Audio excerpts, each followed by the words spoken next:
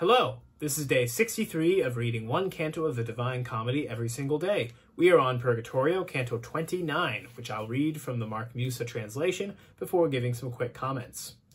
Singing like unto an enamored lady, she, with the ending of her words, continued, Beati quorum tecta sunt peccata.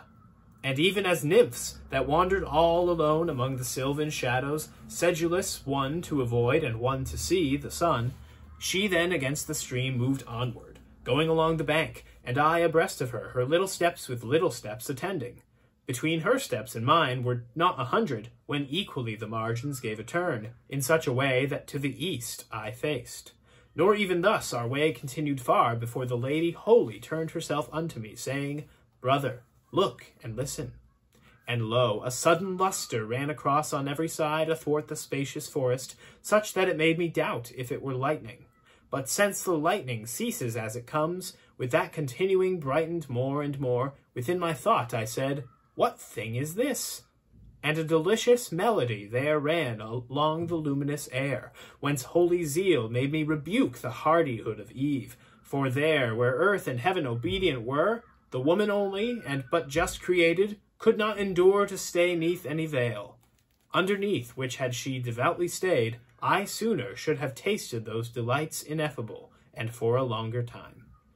While mid such manifold first fruits I walked of the eternal pleasure, all enwrapped, and still solicitous of more delights, in front of us like an enkindled fire became the air beneath the verdant boughs, and the sweet sound as singing now was heard. O virgins sacrosanct, if ever hunger, vigils, or cold for you I have endured, the occasion spurs me their reward to claim. Now Helicon must needs pour forth for me, and with her choir Urania must assist me to put in verse things difficult to think. A little farther on, 7 trees of gold in semblance the long space, still intervening between ourselves and them, did counterfeit. But when I had approached so near to them, the common object which the sense deceives, lost not by distance any of its marks, the faculty that lends discourse to reason, did apprehend that they were candlesticks, and in the voices of the song, Hosanna!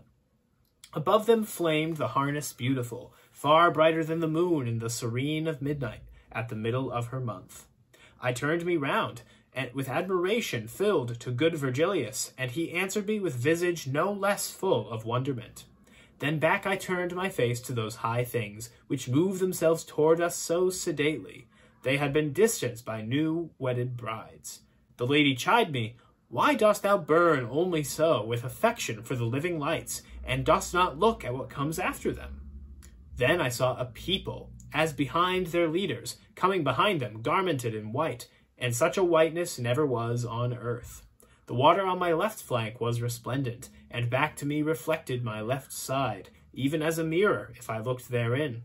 When I, upon my margin, had such post that nothing but the stream divided us, better to see I gave my steps repose, and I beheld the flamelets onward go, leaving behind themselves the air depicted, and they of trailing pennons had the semblance, so that it overhead remained distinct with 7-fold lists, all of them of the colours whence the sun's bow is made, and Delia's girdle. These standards to the rearward longer were than was my sight, and, as it seemed to me, 10 paces were the outermost apart. Under so fair a heaven as I described, the 24 elders, 2 by 2, came on incoronet with flower de luce. They all of them were singing, Blessed thou among the daughters of Adam art, and blessed for evermore shall be thy loveliness. After the flowers and other tender grasses in front of me upon the other margin were disencumbered of that race elect, even as in heaven star followeth after star, there came close after them 4 animals, incoronet each one with verdant leaf. Plumed with 6 wings was every one of them, the plumage full of eyes. The eyes of Argus, if they were living, would be such as these. Reader, to trace their forms no more I waste my rhymes, for other spendings press me so, that in this I cannot be prodigal. But read Ezekiel, who depicteth them as he beheld them from the region cold, coming with cloud, with whirlwind, and with fire. And such as thou shalt find them in his pages, such were they here, saving that in their plumage John is with me, and differeth from him. The interval between these 4 contained a chariot, triumphal on 2 wheels, which by a griffin's neck came drawn along. And upward he extended both his wings between the middle list and 3, so that he injured none by cleaving it. So high they rose that they were lost to sight. His limbs were gold so far as he was bird, and white the others with vermilion mingled. Not only Rome, with no such splendid car, ever gladdened Africanus or Augustus, but poor to it that of the sun would be, that of the sun, which swerving was burnt up at the importunate orison of earth, when Jove was so mysteriously just. 3 maidens at the right wheel in a circle came onward dancing, one so very red that in the fire she hardly had been noted. The second was as if her flesh and bones had all been fashioned out of emerald. The third appeared as snow, but newly fallen. And now they seemed conducted by the white, now by the red, and from the song of her the others took their step, or slow, or swift. Upon the left hand 4 made holiday, vested in purple, following the measure of one of them with 3 eyes in her head. In rear of all the group here treated of, 2 old men I beheld, unlike in habit, but like in gait, each dignified and grave.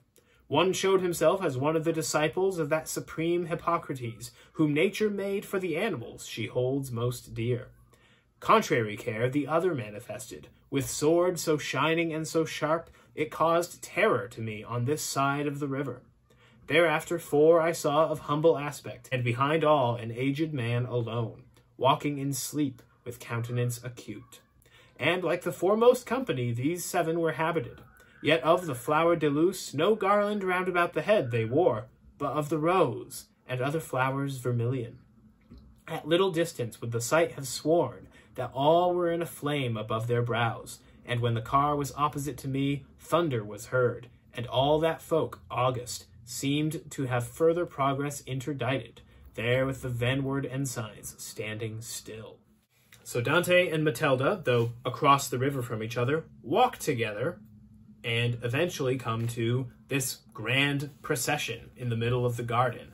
Now, every single part of this procession is highly symbolic. Most of it, Mark Musa had to help me out with all of his notes. So I'm going to say what he says each little part represents. Now, the 7 candles that he sees, I thought those might have been the virtues. You know, the 3 theological virtues, faith, hope, and love, and then the 4 cardinal virtues, temperance, fortitude, justice, and prudence.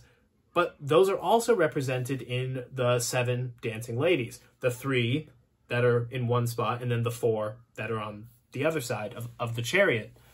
So I'm not really sure about the candles. But we have, you know, the rainbow streaming from them, which, you know, reminiscent of Noah after the flood, the covenant with God, of course. And then we have 24 elders walking 2 by 2. According to Mark Musa, they represent the Old Testament. 24 by 2 is 48. I don't know why it's 48 instead of 46, which I'm pretty sure there's 46 books in the Old Testament, but I might have miscounted. And there's 4 great creatures with wings, which, according to Dante, and he's right, were both witnessed to by Ezekiel in his book of the Bible, as well as John in Revelation.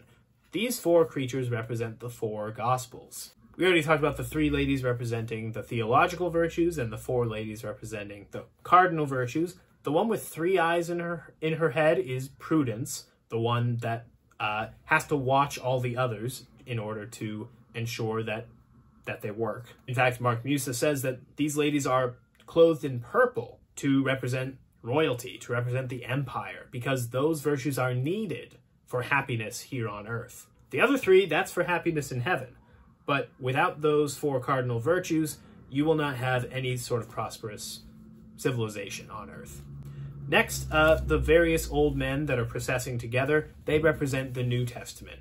Luke and St. Paul walk together, or at least representations of them in their books. And then there's the other 4 minor authors, and finally John walking all alone. Alone because he wrote Revelation, which is so different from all the other books of the Bible. But there's a huge glaring symbol that has no biblical corollary, and that is a griffin of all things, pulling the chariot. Now, we shouldn't be surprised to see Dante incorporating Greek or Roman classical mythology here, but why did he pick a griffin to be the one pulling this chariot? And in this procession, you got to think, who could it possibly be that they're conducting here in the chariot, if not Christ, right? More on that later, though. And when you consider it that way, it sort of makes sense. The griffin is what? Two animals combined, lion and a bird, if I'm remembering correctly. And it's two natures joined. That is, one animal of the air and one of the land. Two joined together. It's kind of symbolic of Jesus, who is, man, fully man and fully God, two natures joined into one being, into one person. Hypostatic union? Don't quote me on that. Now, I mentioned that it's probably Jesus, or it ought to be Jesus, who's in the chariot. It's not. The Old Testament elders in the procession were shouting, "Oh, she's the most beautiful of the daughters of Eve." That can't be about Christ. That must be somebody else. If you haven't guessed yet, you'll find out next time. But we'll talk about why this woman is going to be taking the place of Christ. Why that's not sort of giving her more honor than she deserves, and why that's actually a pretty good representation of what she's done for him. But that's all for today, though. I'll see you tomorrow.